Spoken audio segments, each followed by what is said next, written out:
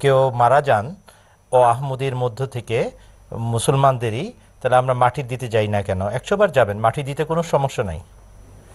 জানাজার নিয়ে সমস্যা আছে। যখন কোনো মুসলমান ভাই তার মুসলমান ভাইকে কাফের বলার ধৃষ্টতা দেখায়, তখন মহানবী সাল্লাল্লাহু আলাইহি ওয়াসাল্লামের শিক্ষা অনুযায়ী সে নিজে কুফরির অপরাধ করে। যে মুসলমানকে কাফের বলে, হযরত মুহাম্মদ সাল্লাল্লাহু আলাইহি ওয়াসাল্লাম বলছেন, সে নিজে কুফরি করে। যে কুফরি করে সে আল্লাহর দৃষ্টিতে মহা অপরাধী। এই কারণেই আমরা তাদেরকে ইমামুস সালাত মানি না। আমরা আমাদের নামাজের ইমাম হিসাবে তাদেরকে অনুসরণ করতে পারি না, এবং তাদের জানাজা আমরা আনুষ্ঠানিকভাবে পড়তে পারি না। যদি ফরজে কিফায়া হিসাবে দায়িত্ব পালন করতে হয়, পুরো মুসলমান সমাজকে বলতে হবে যে আমরা এই ব্যক্তির নামাজ পড়ব না, রাসূলুল্লাহর এক উম্মত পড়ে আছে, তাহলে খলিফায়ে ওয়াক্তের অনুমতি সাপেক্ষে আমরা তার জানাজা পড়তে পারি। কেননা কাফের ঘোষণাকারী সমাজের সাথে তারা একত্রতা ঘোষণা করেছে। কিন্তু মাটি দেওয়ার ক্ষেত্রে, জানাজা বহন করার ক্ষেত্রে, কাফন পরানোর ক্ষেত্রে, গোসল দেওয়ার ক্ষেত্রে কোনো বারণ নাই। কবরে নামেন, তাকে শোয়ান, উপরে বাঁশ দেন, চাটাই দেন, মাটি দেন, কোনো সমস্যা নেই।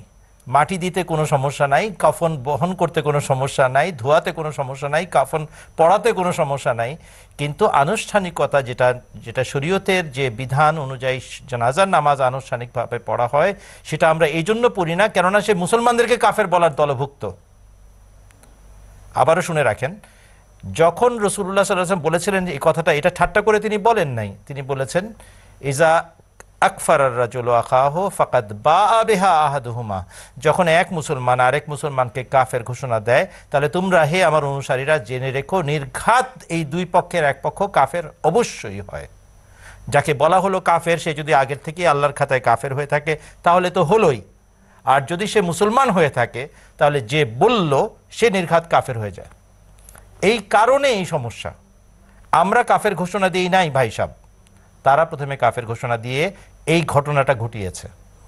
আমরা শুধু, হযরত মসিহ মাউদ আলাইহিস সালাম শুধু ফলাফল নির্ণয় করেছেন, যে ব্যক্তি মুসলমানকে কাফের ঘোষণা করবে সে নিজে কুফরি করবে, অতএব তিনি আমাদের ইমামুস সালাত নন, আর তার জানাজা আমরা আনুষ্ঠানিকভাবে পড়তে পারছি না।